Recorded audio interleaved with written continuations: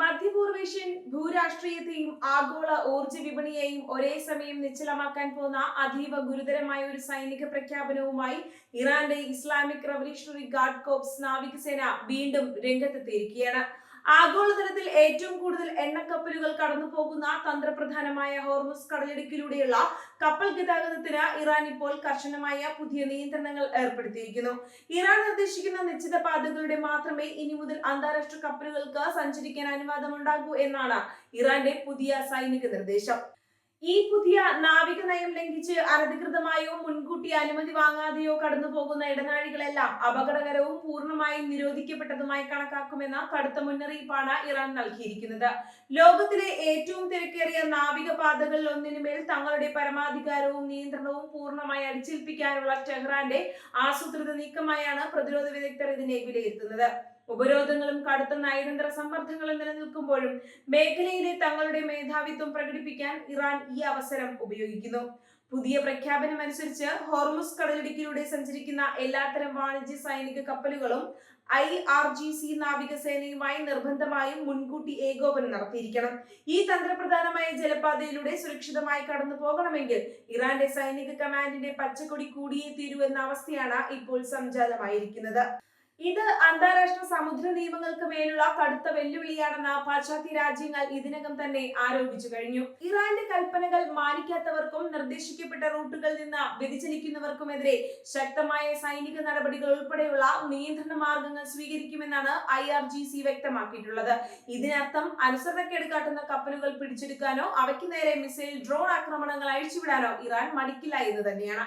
ഇത് Persian Gulf മേഖലയെ വീണ്ടും ഒരു യുദ്ധഭീതിയുടെ നിഴലിലേക്ക് തള്ളിവിടുന്നു.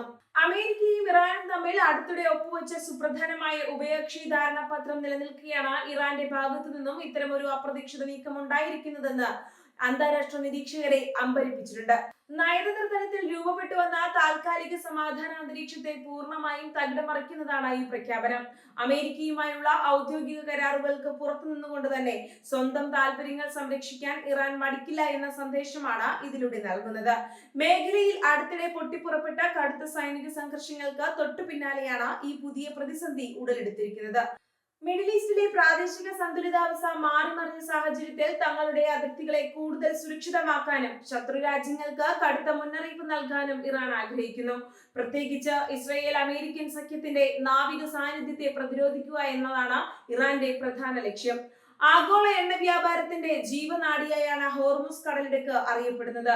ലോകത്ത് പ്രതിദിനം ഉൽപ്പാദിപ്പിക്കപ്പെടുന്ന ക്രൂഡ് ഓയിലിന്റെയും പെട്രോളിയം ഉൽപ്പന്നങ്ങളുടെയും ഭീമമായ ഒരു പങ്ക് ഈ ഇടുങ്ങിയ കടലിടുക്കിലൂടെയാണ് ലോകത്തിന്റെ വിവിധ കോണുകളിലേക്ക് എത്തിക്കപ്പെടുന്നത്.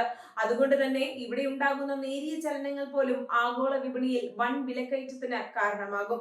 ഇറാന്റെ ഈ ഏകപക്ഷീയമായ പ്രഖ്യാപനം അന്താരാഷ്ട്ര സമൂഹത്തിന്റെ കടുത്ത പ്രതിഷേധത്തിന് കാരണമായിട്ടുണ്ട്. സ്വതന്ത്രമായ കപ്പൽ ഗതാഗതത്തിനുള്ള അവകാശത്തെ ഇറാൻ ഹനിക്കുകയാണെന്ന് യുണൈറ്റഡ് നേഷൻസും പാശ്ചാത്യ ശക്തികളും ആരോപിക്കുന്നു.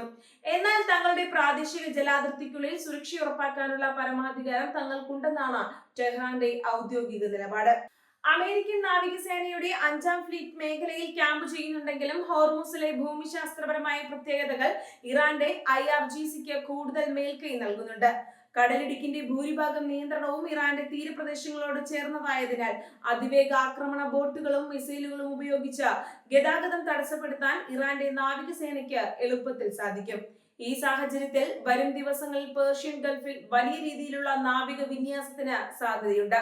വാണിജ്യ കപ്പലുകൾക്ക് സംരക്ഷണം നൽകാൻ അമേരിക്കയും സഖ്യകക്ഷികളും തങ്ങളുടെ യുദ്ധക്കപ്പലുകൾ കൂടുതൽ മുൻനിരയിലേക്ക് കൊണ്ടുവന്നേക്കാം. ഇത് IRGCയുമായുള്ള നേരിട്ടുള്ള സൈനിക ഏറ്റുമുട്ടലിലേക്ക് വഴിമാറിയാൽ അത് ലോകത്തെ 3ാം ലോകമഹായുദ്ധത്തിന്റെ പടിവാതിക്കൽ എത്തിക്കും. ഏഷ്യൻ രാജ്യങ്ങളെയാണ് ഈ പ്രതിസന്ധി ഏറ്റവും കൂടുതൽ ബാധിക്കാൻ പോകുന്നത്. ഇന്ത്യ, ചൈന, ജപ്പാൻ തുടങ്ങിയ പ്രമുഖ രാജ്യങ്ങൾ തങ്ങളുടെ ഊർജ ആവശ്യങ്ങൾക്കായി ഭൂരിഭാഗവും ആശ്രയിക്കുന്നത് പേർഷ്യൻ ഗൾഫിൽ നിന്നുള്ള എണ്ണയാണ്. ഹോർമുസ് അടയുകയോ ഗതാഗതം സങ്കീർണമാവുകയോ ചെയ്താൽ ഈ രാജ്യങ്ങളിലെ ഇന്ധനവില കുതിച്ചുയരുകയും അത് കടുത്ത സാമ്പത്തിക മാന്ദ്യത്തിലേക്ക് നയിക്കുകയും ചെയ്യും. ഇറാന്റെ ഉള്ളിലിരിപ്പ് വെറും ഭീഷണിപ്പെടുത്തൽ മാത്രമല്ല എന്ന് മുൻകാല ചരിത്രങ്ങൾ തെളിയിക്കുന്നുണ്ട്. ഉപരോധങ്ങൾ കടക്കുമ്പോഴൊക്കെ കപ്പലുകൾ പിടിച്ചെടുത്തും മൈനുകൾ വിതറിയും ഇറാൻ തങ്ങളുടെ കരുത്ത് കാട്ടിയിട്ടുണ്ട്. അതിനാൽ പുതിയ പ്രഖ്യാപനത്തെ വളരെ ഗൗരവത്തോടെയാണ് ഇന്റലിജൻസ് ഏജൻസികൾ കാണുന്നത്.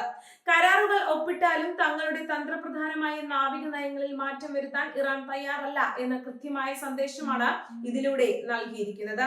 പാശ്ചാത്യ ശക്തികളുടെ നയതന്ത്ര സമ്മർദ്ദങ്ങൾക്ക് വഴങ്ങില്ലെന്ന് പ്രഖ്യാപിക്കുന്നതിലൂടെ ആഭ്യന്തരമായി ജനപിന്തുണ ഉറപ്പാക്കാനും ഇറാന്റെ ഭരണകൂടത്തിന് സാധിക്കുന്നു. അന്താരാഷ്ട്ര കപ്പൽ കമ്പനികൾ ഇപ്പോൾ വലിയ ആശങ്കയിലാണ്. ഇൻഷുറൻസ് നിരക്കുകൾ കുതിച്ചുയരുന്നതും റൂട്ടുകൾ മാറ്റി സഞ്ചരിക്കേണ്ടി വരുന്നതും വലിയ സാമ്പത്തിക ബാധ്യത വരുത്തിവെക്കും. ഇറാന്റെ അനുമതിക്കായി കാത്തുനിൽക്കുന്നത് സർവീസുകൾ വൈകുന്നതിനും ആഗോള വിതരണ ശൃംഖല തകരാറിലാകുന്നതിനും കാരണമാകും. വരും ദിവസങ്ങളിൽ UN രക്ഷാസമിതിയിൽ ഈ വിഷയം വലിയ ചർച്ചയാകാൻ സാധ്യതയുണ്ട്. അമേരിക്കയും ബ്രിട്ടനും ഇറാനെതിരെ ഉപരോധങ്ങൾ ശക്തമാക്കാൻ ആവശ്യപ്പെടുമ്പോൾ ചൈനയും റഷ്യയും എന്ത് നിലപാട് സ്വീകരിക്കുമെന്നത് നിർണായകമാണ്. ഇറാനുമായി അടുത്ത സാമ്പത്തിക ബന്ധമുള്ള ചൈന സമാധാനപരമായ ചർച്ചകൾക്കാണ് മുൻഗണന നൽകുന്നത്. എണ്ണ വിപണിയിലെ വൻകിട സ്രാവുകളായ സൗദി അറേബ്യയും UAEയും ഈ നീക്കങ്ങളെ അതീവ ജാഗ്രതയോടെയാണ് നിരീക്ഷിക്കുന്നത്. തങ്ങളുടെ എണ്ണ കയറ്റുമതിയെ നേരിട്ട് ബാധിക്കുന്ന ഒന്നായതിനാൽ മേഖലയിലെ സുരക്ഷ ഉറപ്പാക്കാൻ അവർ നയതന്ത്ര നീക്കങ്ങൾ സജീവമാക്കിയിട്ടുണ്ട്. ഇറാനുമായി അടുത്തിടെയുണ്ടായ നയതന്ത്ര ബന്ധം നിലനിർത്താൻ തന്നെയാണ് അറബ് രാജ്യങ്ങളുടെ ശ്രമം. IRGCയുടെ നാവികശേഷി കഴിഞ്ഞ ഏതാനും വർഷങ്ങളായി ഗണ്യമായി വർദ്ധിച്ചിട്ടുണ്ട്. തദ്ദേശീയമായി വികസിപ്പിച്ചെടുത്ത അത്യാധുനിക ആന്റിഷിപ്പ് മിസൈലുകളും റഡാറുകളുടെ കണ്ണിൽപ്പെടാത്ത ഡ്രോണുകളും അവരുടെ പക്കലുണ്ട്. ഇത് ലളിതമായൊരു പ്രതിരോധ സംവിധാനമല്ല, മറിച്ച് ഏത് വൻ ശക്തിയെയും നേരിടാൻ പോകുന്ന സജ്ജീകരണമാണ്. ഹോർമുസ് കടലിടുക്കിലെ പുതിയ ട്രാഫിക് നിയമങ്ങൾ അന്താരാഷ്ട്ര കടൽ നിയമത്തിന്റെ ലംഘനമാണെന്നാണ് ഭൂരിഭാഗം നിയമവിദഗ്ധരും ചൂണ്ടിക്കാണിക്കുന്നത്. എന്നാൽ ഈ കൺവെൻഷനിൽ ഇറാൻ പൂർണ്ണമായി ഒപ്പുവെച്ചിട്ടില്ലാത്തതിനാൽ അന്താരാഷ്ട്ര നിയമങ്ങളുടെ പരിമിതികൾ ഇവിടെ ദൃശ്യമാകുന്നു. ഒരു വശത്ത് സമാധാന ചർച്ചകളും കരാറുകളും പുരോഗമിക്കുമ്പോഴും മറുവശത്ത് സൈനികമായ ഒരുക്കങ്ങൾ ശക്തമാക്കുന്ന ഇരട്ടത്താപ്പ് നയമാണ് ഇറാൻ പയറ്റുന്നത്.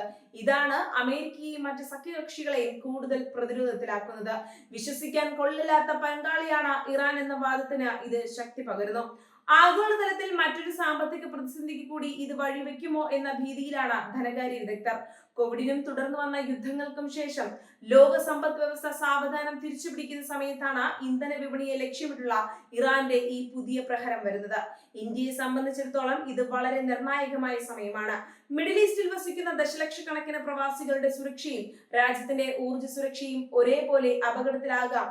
നയതന്ത്രപരമായി ഇരുപക്ഷത്തും നിൽക്കാതെ സമതുലിതമായ ഒരു നിലപാട് സ്വീകരിക്കേണ്ടി വരും ഇന്ത്യക്ക്. അമേരിക്കയിലെ ഭരണമാറ്റങ്ങളും പുതിയ രാഷ്ട്രീയ സാഹചര്യങ്ങളും ഇറാന്റെ ഈ തീരുമാനത്തെ സ്വാധീനിച്ചിട്ടുണ്ടാകാം. വാഷിംഗ്ടണിൽ നിന്നുള്ള കടുത്ത നിലപാടുകളെ പ്രതിരോധിക്കാൻ മുൻകൂട്ടിയുള്ള പ്രതിരോധ മതിലുകൾ തീർക്കുകയാണ് ടെഹ്റാൻ ചെയ്യുന്നത്. ശത്രുവിന്റെ നീക്കങ്ങൾക്കനുസരിച്ച് തങ്ങളുടെ തന്ത്രങ്ങൾ മാറ്റാൻ അവർ മിടുക്കരാണ്. സമുദ്ര സുരക്ഷ ഉറപ്പാക്കാൻ അന്താരാഷ്ട്ര കൂട്ടായ്മകൾ രൂപീകരിക്കാനുള്ള ശ്രമങ്ങൾ അമേരിക്ക തുടങ്ങിക്കഴിഞ്ഞു. ഓപ്പറേഷൻ സെന്റിനൽ പോലുള്ള മുൻകാല നാവിക ദൗത്യങ്ങളുടെ പുതിയ പതിപ്പുകൾ ഹോർമുസ് കടലിടുക്കിൽ ഉടൻ പ്രതീക്ഷിക്കാം. ഇത് മേഖലയിലെ സൈനിക സാന്നിധ്യം ഇരട്ടിയാക്കും. ഹോർമുസ് കടലിടുക്കിൽ IRGC ഏർപ്പെടുത്തിയ പുതിയ നിയന്ത്രണങ്ങൾ കേവലം പ്രാദേശികമായ ഒരു അതിർത്തി തർക്കമല്ല, അത് ലോകരാജ്യങ്ങളുടെ സാമ്പത്തിക സൈനിക സമവാക്യങ്ങളെ മാറ്റിമറിക്കാൻ പോകുന്ന ഒന്നാണ്. വരും ദിവസങ്ങളിലെ നയതന്ത്ര ചർച്ചകളും സൈനിക നീക്കങ്ങളുമായിരിക്കും ലോകം സമാധാനത്തിലേക്കോ അതോ മറ്റൊരു വലിയ യുദ്ധത്തിലേക്കോ നീങ്ങുന്നത് എന്ന് തീരുമാനിക്കുക.